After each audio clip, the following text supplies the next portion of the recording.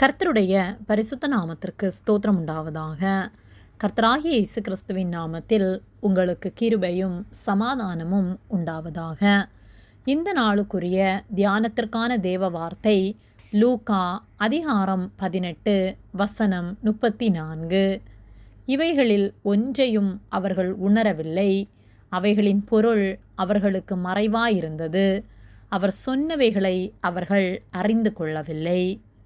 பிரியமானவர்களே, கர்த்தருடைய பிள்ளைகளாகிய நாம் கர்த்தருடைய வார்த்தைகளை ஆராய்ந்து அறிந்து அதன் அர்த்தத்தை அறிந்து அதை உணர்ந்து அதை கை கொள்ளுகிறவர்களாக இருக்க வேண்டும்.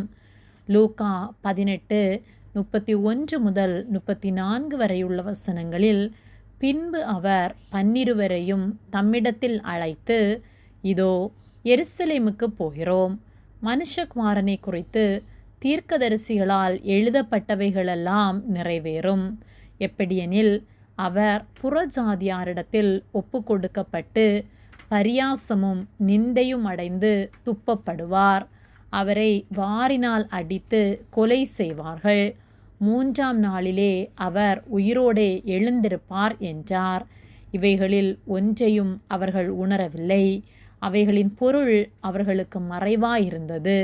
அவர் சொன்னவைகளை அவர்கள் அறிந்து கொள்ளவில்லை என்று சொல்லப்பட்டுள்ளது. கர்த்தராகிய இயேசு கிறிஸ்து சீஷர்களோடு கூட இருந்தும் அவர் இந்த வார்த்தைகளை அவர்களுக்கு வெளிப்படுத்தியும் அவர்கள் அதை உணராதிருந்தார்கள். அதிநிமித்தமாக அவர் கைது செய்யப்பட்ட நாளிலும் சிலுவையில் அறையப்பட்ட போதும் அவர் உயிர்த்தெழுந்த போதும் அவர்கள் உணராததினால் அவர்கள் சஞ்சலமடைந்ததை நம்மால் பார்க்க முடிகிறது. அநேக வேத பாரகர்கள் பரிசேயர்கள் வேத வார்த்தைகளை கற்று தேர்ந்திருந்தும் அவர்கள் அதன் அர்த்தத்தை அறியாதது நிமித்தமாக கர்த்தராகிய இயேசு கிறிஸ்துவே மேசியா என்பதை உணர்ந்து கொள்ளாமல் அவர்களே அவரை சிலுவையில் அறைய நேரிட்டது. நாமும் கர்த்தர் நமக்கு தந்திருக்கிற இந்த காலத்தில் வேத வார்த்தைகளை அறிந்து அதன் அர்த்தத்தை உணராமல் வாழ்வோமானால் கைவிடப்படும் சூழலில் தள்ளப்படுவோம். தினம்தோறும் வேத வார்த்தைகளை நாம் படிக்கின்றோம். வேதத்தை முழுமையாக படித்து முடிக்க வேண்டும் என்று விரைந்து செயல்படுகின்றோம். வேத வார்த்தைகளை ஆராய்ந்து அறியாமல் படிப்பதினால் பலனில்லை.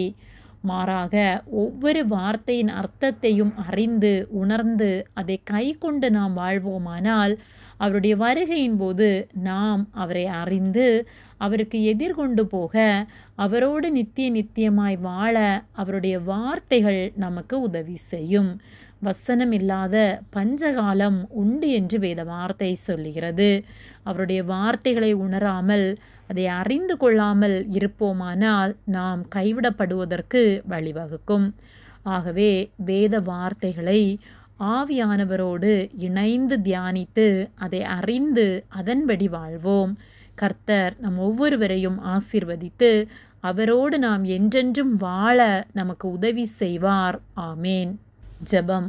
எங்களை அதிகமாக நேசித்து வழிநடத்தி வருகிற எங்கள் அன்பின் பரிசுத்த பிதாவே, இந்த நாளையும் நாங்கள் காணும்படியாக நீர் எங்களுக்கு ஜீவனை தந்த உம்முடைய அன்பிற்காக நாங்கள் உமக்கு நன்றி செலுத்துகின்றோம். நாங்கள் தியானித்த வார்த்தையின்படியே உம்முடைய வார்த்தைகளை ஆராய்ந்து அறிய அதை கை கொண்டு எங்களை பரிசுத்தமாய் காத்து கொள்ள உம்முடைய வார்த்தையின்படி வாழ எங்களுக்கு உதவி செய்யும்படியாய் ஜெபிக்கின்றோம். நீர் எங்களோடு கூட இருந்து எங்களை காத்து எங்களை நடத்துவதற்காக நன்றி செலுத்துகின்றோம்.